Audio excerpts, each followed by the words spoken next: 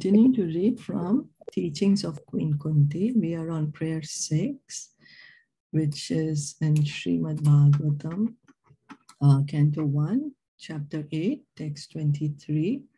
I'll just read the translation again. O Rishikesha, Master of the senses and Lord of Lords, you have released your mother Devaki, who was long imprisoned and distressed by the envious King Kamsa and me and my children from a series of constant dangers. And we have been reading from the purport by His Divine Grace A.C. Bhaktivedanta Swami Shilpa Prabhupada. And we have been hearing that how Krishna is the owner of our senses. We are thinking that the senses belong to us, but if they truly were, then why can't I use the senses as per my will? Sometimes I can see that although I have eyes, but I cannot see, I need glasses. Why can't I control? So who is truly the controller? And that is Lord Krishna. And what does bhakti mean? That we engage the senses in the service of Krishna. That is simple definition of bhakti. Srila Prabhupada said, Rishikena Rishikesha Sevanam Bhaktir Uchyate. So, and when we are using the senses for ourselves, that is Maya. And when we are using for Krishna, then that is being purified. So then we continue reading. Iha yasya haredasye karmana manasagira nikhilasva api avas thasu jivan mukta sa uchyate. A person who acts in the service of Krishna. So a person who acts, how does he act? He's acting in the service of Krishna. How? With what? With his body, mind, intelligence, and words. Then what happens? He is a liberated person, even within the material world. So, who is a liberated person, even within the material world, is one who is acting in the service of Krishna. And how is he acting in the service of Krishna? By his body, mind, intelligence, and words. He's always acting in the service of Krishna. So one should come to understand, my senses are meant to serve the master of the senses, Rishikesha. So this is what it is. What does liberation mean? Because we are thinking the senses belong to me, this body belongs to me, let me enjoy it to the best of my capability and capacity.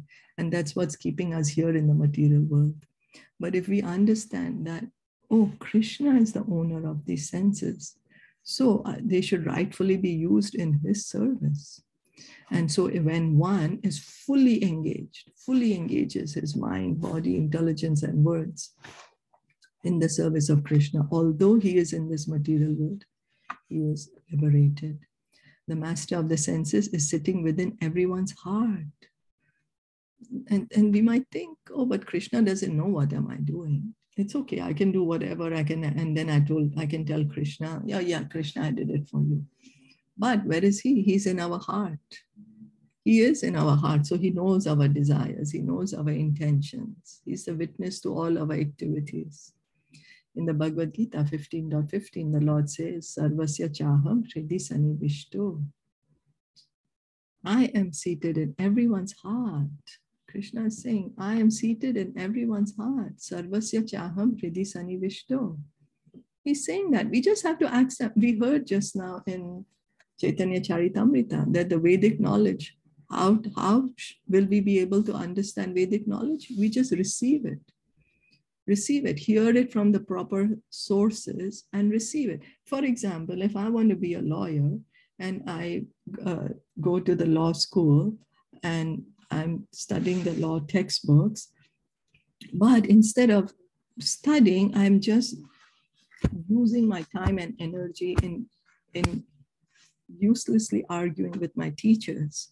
What's going to happen? I won't learn. I will just utilize my time in argument, but I'm not studying the course. So how will I pass and how will I become a lawyer? So we just heard that. So in Caitanya Caritamrita said the way to receive Vedic knowledge is to hear it. But we have to make sure that we are hearing it from the proper authority. Who are we listening from? Who are we listening from? Nowadays, everyone thinks that we can speak on spiritual knowledge, or anything which vaguely seems spiritual becomes really the absolute truth. But we have to try and understand, who is this person? Who am I listening from? Where is this person getting their knowledge from? Where did they get their knowledge from? Where did they get their knowledge from? And they should be connected to Krishna, who's the original speaker of the Vedas. And Krishna says, Mata Smritir Jnanam Apohanam Cha, and from me come remembrance, knowledge, and forgetfulness. So if we want to remember Krishna, he will give us he will make arrangements to remember him. If we want to forget him, he will make arrangements to forget him. And if we want to have knowledge about him, he will make arrangements so that we can get the knowledge. Krishna is so merciful that if we want to use our senses in a certain way, he will give us the chance to do so. The senses are not ours, they are Krishna's. But Krishna gives us the opportunity to use them according to our desires. So why, Krishna, the senses belong to him, right? They belong to him. When Arjuna says in the universal form in the 10th chapter, oh my dear Krishna, I see your hands, legs, eyes everywhere, ears, nose, everywhere. What does he mean? Because all our senses, all the living entities, senses, not only human form, even the animal form, who do the senses belong to? It belongs to Krishna. But Krishna is letting them use according to our desire. And because he's letting us use according to our desire, we come to think that it belongs to us. For example, each of us has a tongue. And suppose we want to eat stool. We may say, Krishna, I want to taste stool. And Krishna will say, yes, take this body of a hog and eat stool. The master is present, Krishna. He will give us an appropriate body and remind us, my dear living entity, you wanted to eat stool. Now you have the proper body in which to do so. Similarly, if one wants to become a demigod, Krishna will give one a chance to do that also. So depends on our desire. What do we want? What do we want? Krishna is saying, what you want, I'm giving you whatever you want. You want to become a pig, okay, become a pig. You want to become a demigod, become a demigod. Now we will say, oh, but I just wanted to taste stool. I didn't want to become a pig. But to taste stool, you can't do it in a human body. So you need to take the body of a pig to be able to do it and enjoy it. So that's the reason we are given these different bodies. So we have to be very careful of what's our desire. And we have a lot of material desires, which we don't even know what, so many of us don't even know what desires are in our heart. So what can we do? Just hear and chant, hear and chant. Gradually, all our desires will become purified. So there are 8,400,000 forms of life. And if one wants to engage one's senses in a particular type of body, Krishna will give one the chance. Come on, here is the body you want. Take it. Now, if someone says, oh, they want to become Brahmaji because, oh, Brahmaji is the creator of the universe, so responsible, so much power, so someone wants to become a Brahmaji, then Krishna will say, okay, yes, you get qualified, you get proper qualification, and then you can become Brahmaji. So what is our desire? But then what will happen? But eventually one will become exasperated by using one's senses. Ultimately, one will become senseless. Therefore, Krishna says, Sarva dharmam parityagya, mam ekam sharanam raja. He says, what is he saying? Don't act like this. Your senses are meant for serving me. You're misusing your senses. And because of this reason, you have to take so many different types of bodies. You're being entrapped. Now, suppose a living entity, he's in the body of a pig. He wants to get out of that, but he can't. He has to be in the body of the pig. And then according to the evolution, according to the level of consciousness from the pig, then he will be onto another species of animals. So we are entrapped in different bodies because why? Because we misuse our senses. So we are creating our different bodies. It's us. We are creating our different type of bodies. Therefore, to get relief from this tedious business of accepting one body and then giving it up to accept another and again another in continued material existence, what shall we do? Just take up this process of sense gratification. Just give up. Krishna is saying, give up this process of sense gratification and surrender unto me. Then you will be saved. This is Krishna consciousness. So Krishna does not want us to take different bodies here in this material world, sometimes as animal, sometimes as tree or bird or demigod. No, he's saying you're doing all this because you want to enjoy your senses. But you know what? The senses belong to me. You just surrender unto me, and you come back to me. That's all he's saying. We just have to accept it. As you were saying, we just have to realize that, oh, really, I am not the controller. Oh, really, I am not the absolute truth. I am not the supreme controller. I'm not the supreme absolute truth. And that is Krishna. We are trying to take Krishna's position. Whereas Krishna is saying, don't do that, just give up this infatuation of yours and come back. So at the present moment, our senses are contaminated. I am thinking, I am American. So my senses should be used for the service of my country, my society, my nation. Or else I'm thinking, I am Indian and my senses are Indian senses. And therefore, they should be used for India. In ignorance, one does not know that the senses belong to Krishna. Instead, one thinks that one has American senses, Indian senses, or African senses. This is called Maya, illusion.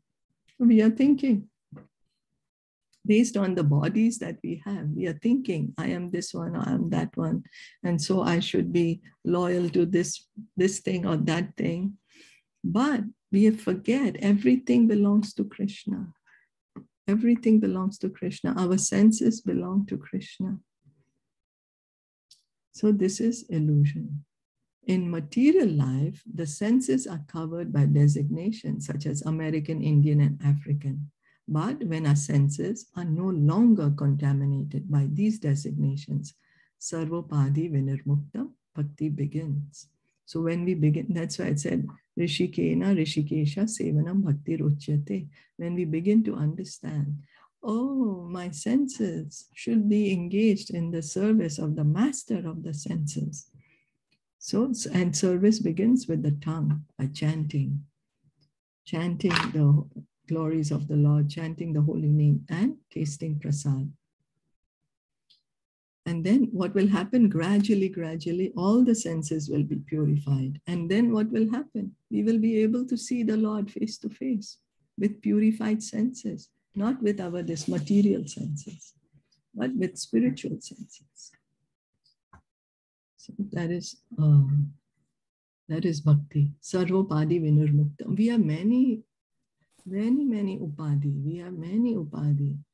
I am Indian, American, African, man, woman, student, husband, wife, son, mother.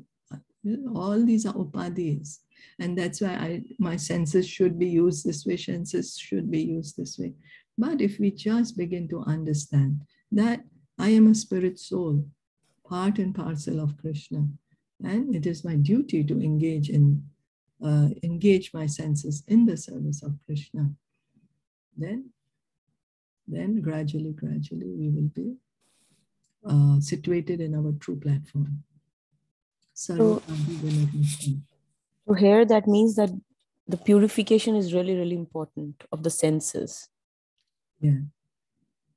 And so like then chanting and hearing will help us. Yes. And then accepting the prasadam, that will purify every part. Yes. Right? Yes. And our consciousness. Yeah, and our consciousness will get uncovered. Yes. And we'll be established in a true form. Yes. Yeah. Yeah. Yes. So, to think I'm an American, why shall I take to Krishna consciousness and worship a Hindu God is foolishness. If one thinks I am Mohammedan, I am Christian, or I am Hindu, one is an illusion. One must purify the senses so that one can understand. What do we have to understand?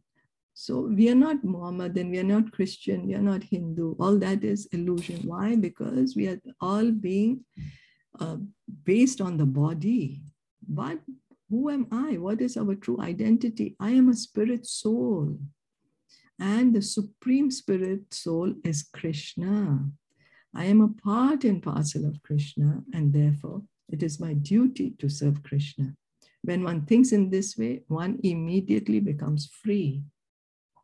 So not identifying ourselves with any particular race or particular country or particular body, because all that is based on the body.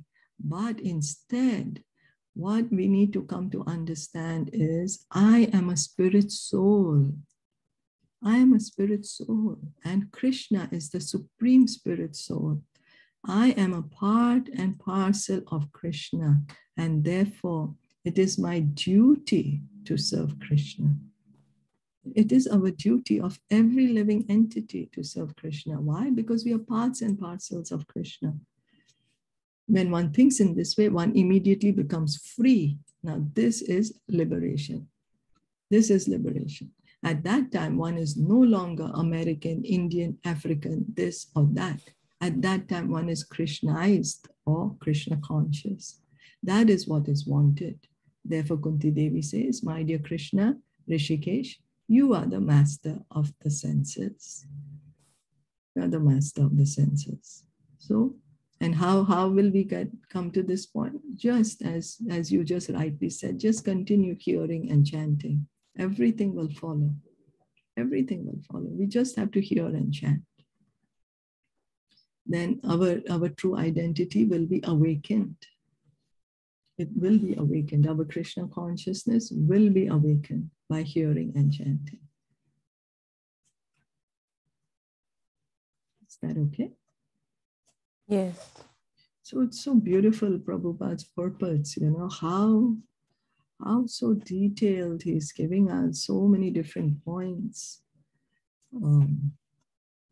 to think about, and how gradually he is trying to raise our consciousness, trying to give us the knowledge.